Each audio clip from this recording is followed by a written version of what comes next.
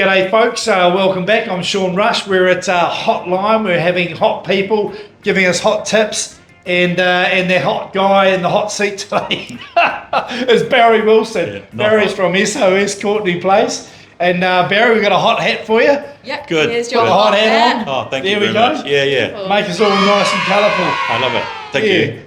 So Barry and I'm Sean Rush, and I'm your host with Sarah Jane Seddon. Barry, great to have you here. You've been a champion of the folks down Courtney Place. In the face of what seems to be some interesting, shall we say, town planning changes and proposals. Yeah. Do you want to just talk us through what you've been doing with the folks and the challenges you've been facing? Well, Raf from Napoli and Mary from Stana asked me 6 years ago, what the hell is going on out here with all these strange pamphlets under the door and all these proposed changes in the car free, which freaked them out completely. So I had time on my hands. I was a retired lawyer. That was my hood of work. My firm was down here. Also, I know a lot about the buses. I used to act with their lawyer and stuff. So I got involved. Something else to do, keep me off the street. And what I saw was just like mayhem coming. It's a juggernaut of consultants and theorists who... Barry, I don't know, is there any... From the Facebook, if I flick it up on the Facebook from last time, how good is Ian Atfield? He was a genius. I knew Ath well, but I never employed him as an architect. I went to some parties with him.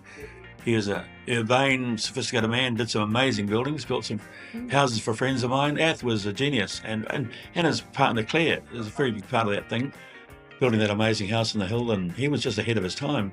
Like my friend Roger Walker, these guys were sort of like, they came from sort of alien territory. They were just so different. Well, it's really interesting you say that, because you sound like you really appreciate novel approaches I do. and some sort of differences, and yet you're very resistant to that same sort of approach. They call us unprogressive, but the thing is, it's also what works. I'm totally for what works and what's generated by intelligence, not stupidity or polarized views or people who just chant a mantra. Like, what would be your vision of a functioning, the best that you could do for Courtney Place? What would you say if you were the mayor tomorrow? And SOS, we've got a vision. Very simple. Leave the street system exactly as it is. We need each street, and it's lane along here. It's functional. It's the most illegal street in town, but it works perfectly. Double parking, picking up goodies, all that. But we want lighting. We want Asian influence to reflect the Asia town or the ethnic town it is. We want more neon signs. We want the council to help paint every building. We'd like Resine to come along and say, we're going to do your magic colour scheme of every building that looks a bit tired. There's some buildings that can be beautified. Council pays half the cost of painting with the landlord. Resine supply all the paint, or not for free. But we make the trees out here white in winter garden look, summer garden look. So we have the median strip, which is necessary for safety. They're going to take away. That's just barking mad and almost manslaughter waiting to happen. You just want to just spell that out to me. What, they're going to take the median strip down Courtney Place out? It goes completely. The buses run head to head 3 feet apart. From my bus experience, that is rule 101 of you don't do that. So this is to add some pedestrian space. Yeah. To make the road, what they're going to give us is a bus highway and a great big velodrome for people to walk on, skate on, whatever, but not drive cars on.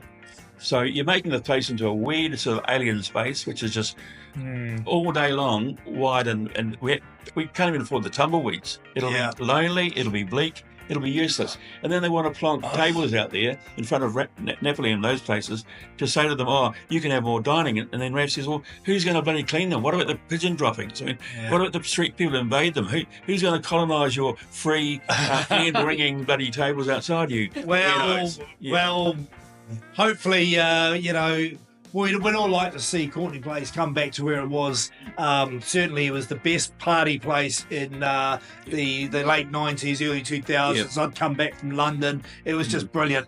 And to try and get that back. So we know when it did work last time. It won't come back. Look at that. It won't come back. Barry, so what's next for you, Barry? I'm going to wrap this up. Sarah Jane, have you got anything that you'd like to... Yeah, so you also worked on, from questions from last time, you worked on Sugarwoods, the veranda at Sugarwoods, right? And how was that, in bringing into Courtney Place and everything like that? How did you find that? Sugarwoods. Yes. It's a great thing. It's reflecting the economy. Everyone's down here by 20 to 40%, mainly 40%. So it's got off to a slow start. I know the owner, Jose, is very good. I know the building owner, Kevin Melville, very good. These are positive things. Nick's going to open, what's it called? On the corner there. We used to go there all the time. Hummingbird. That's going to come soon. Oh, Hummingbird back. There are some positive things happening. But understand this, in the central city, there's new bars. I mean, we've lost the Champion area, has gone back down to Featherston Street. There's a move back to the CBD, which is unusual, and that's like early night. I think the late night economy, the late night, which is called the night economy, after 10 is in trouble.